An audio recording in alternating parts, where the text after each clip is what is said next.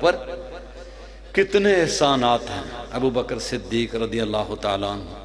حضرت عمر فاروق فرمایا کرتے تھے کل قیامت کا دن ہوگا، ترازو ہوگا، ایک پلڑے میں ساری امت کا ایمان ہوگا، دوسرے پلڑے میں ابو بکر کا ایمان ہوگا، اور ابو بکر کا ایمان سب پر بھاری ہوگا۔ اللہ اکبر، اتنا ایمان یقین پختہ ہے حضرت ابو بکر صدیق رضی اللہ تعالیٰ، کیونکہ اللہ نے ان کی کنیت ابو ہر معاملے میں اولیت والے ہیں، کوئی ان سے آگے نہیں بڑھ سکا۔ حضور نے فرمایا اقرأکم یومکم اقرأکم بکتاب اللہ، تمہارا امام وہ ہوگا جو سب سے زیادہ قرآن جاننے والا۔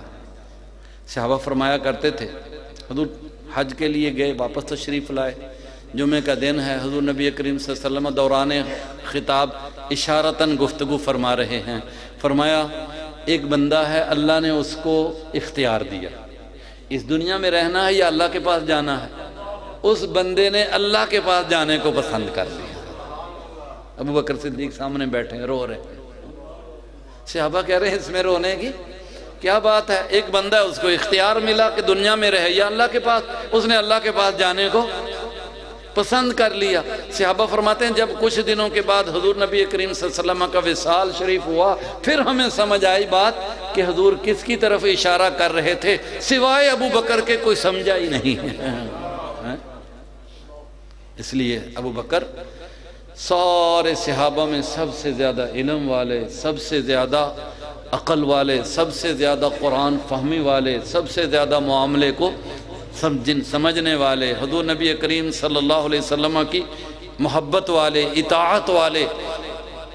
اس لیے ہمارے لیے انہوں نے پھر سارے عرب کو انہوں نے کفر سے، شرک سے، پھر ارتداد سے پاک کیا۔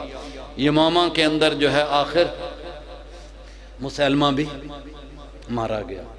پھر اس کے بعد خالد ابن ولید کی جو ہے معیت کے اندر ایسی فوج انہوں نے مرتب کی کہ یمن سے لے کر پورے عرب کے کناروں تک، ایران تک، ملک شام تک، ہر طرف جو ہے اتحاد پر قائم کر دیا۔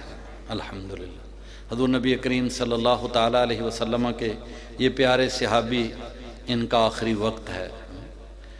فرمایا یہ میرے دو کپڑے ہیں، مجھے ان میں ہی، حضرت عائشہ صدیقہ فرماتی ہیں ابا جی نے مجھے وصیت فرمائی میرے دو کپڑے ہیں تو ان کو ذرا دھو لینا اور انہی دو کپڑوں میں مجھے کفن دینا، اور نئے کپڑے جو ہیں وہ زندہ لوگوں کے لیے ہوتے ہیں۔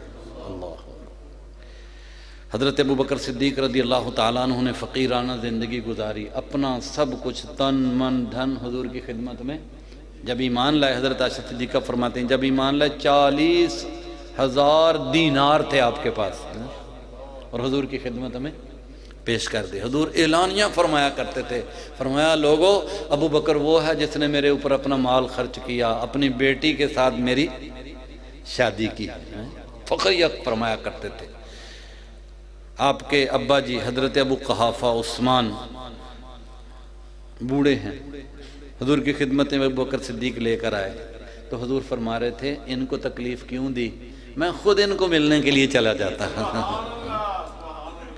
اللہ تعالیٰ نے اس خدمت کے صلے میں آپ کو وہ مرتبہ عطا کیا کہ آپ کے ابا جی صحابی، خود آپ صحابی، آپ کے بیٹے صحابی، پوتے بھی صحابی ہیں۔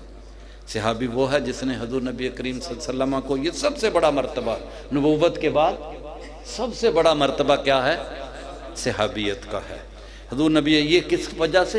یاد رکھیے اہل بیت کو جو رتبہ ملا حضور کی نسبت سے، اور جو صحابی کو رتبہ ملا وہ بھی تو نسبت سب کی ایک ہی ہے۔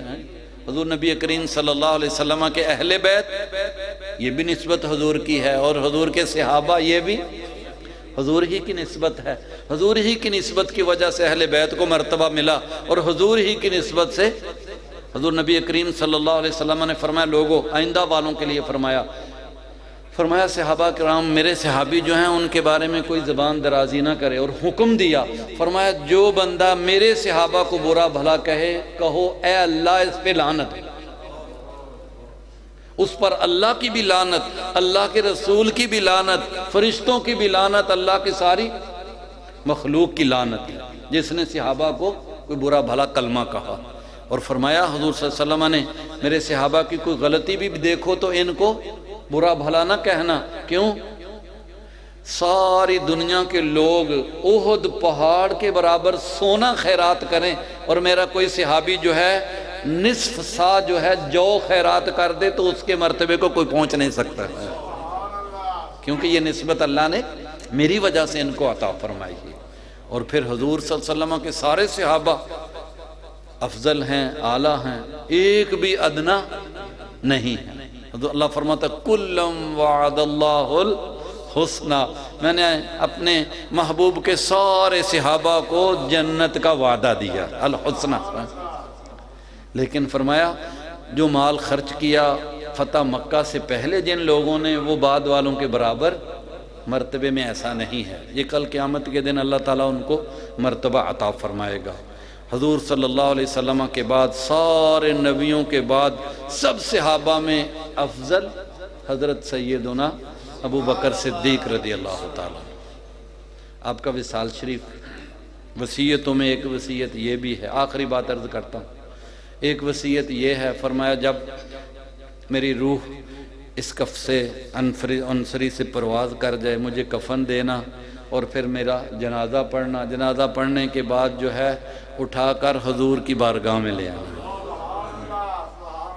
حضور کی بارگاہ میں لے آنا۔ اگر دروازہ کھل جائے اجازت مل جائے تو یہاں دفن کر دینا، وہاں ورنہ جنت البقیع میں مجھے دفن کر دینا۔ یہ بھی ایک بہت بڑی کرامت ظاہر کرنے کے لیے ہے۔ اللہ اکبر۔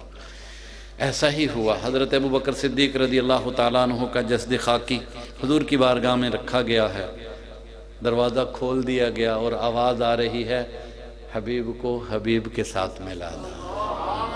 الحمدللہ اللہ نے وہ مرتبہ عطا فرمایا۔ 70,000 فرشتے دن کو، 70,000 فرشتے رات کو، پوری دنیا کے مسلمان آ کر سلامی عرض کرتے ہیں، فرشتے ہاتھ باندھ کر ابو بکر پر بھی سلام بھیجتے ہیں، عمر فاروق کر بھی سلام۔ ذالک فضل اللہ یؤتیہ من یشاء۔